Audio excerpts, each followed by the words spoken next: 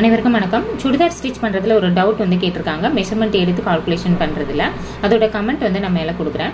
அதாவது chest round, middle chest round, இது ரெண்டுல நம்ம ஷோல்டர் ஆர்ம் ஹோல் லென்த்துக்கு எந்த மெஷர்மெண்ட்டை கால்குலேஷனுக்கு எடுத்துக்கணும், செஸ்ட் ரவுண்டு மார்க் பண்ணும்போது செஸ்ட் ரவுண்டு எடுத்துக்கணுமா அல்லது மிடில் செஸ்ட் ரவுண்டு எடுத்துக்கணுமா அப்படின்னு சொல்லி கேட்டிருக்கீங்க.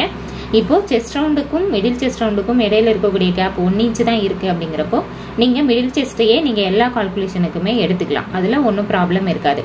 இதுவே நீங்க வந்து மிடில் செஸ்ட் கொஞ்சம் அதிகமா இருக்கும்போது, இப்போ உதாரணத்துக்கு இப்போ 36 செஸ்ட் ரவுண்டு, மிடில் செஸ்ட் வந்து 37 இல்லாம ஒரு 38 39 அந்த மாதிரி இருக்கு அப்படின்னா அப்ப நீங்க செஸ்ட் ரவுண்டு, எக்ஸாக்டா செஸ்ட் ரவுண்டு என்ன இருக்கோ அதை வந்து நீங்க ஷோல்டர் ஆர்ம் ஹோல் லென்த் இதுக்கெல்லாம் ஃபார்முலாக்கு நீங்க எடுத்துக்கலாம். செஸ்ட் ரவுண்டும் நீங்க இதையே நீங்க எடுத்துக்கலாம்.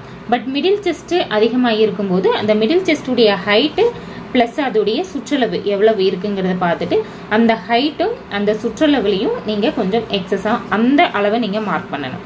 ஓகேவா? மற்றபடி நம்ம செஸ்ட் வேஸ்ட் லைனுக்கு அப்படியே ஸ்ட்ரைட்டா லைன் போடுவோம். பட் மிடில் செஸ்ட் ரவுண்ட் அதிகமா இருக்கும்போது செஸ்ட்ல இருந்து மிடில் செஸ்ட்ல இருந்து வேஸ்ட்டுக்கு நீங்க கொஞ்சம் இப்படி பெண்ட் பண்ணி வெளியில தள்ளி இப்படி பெண்ட் பண்ணி போட வேண்டியது இருக்கும். ஓகேவா? இது மட்டும் நீங்க பாத்துக்கிட்டீங்கன்னா போதும்.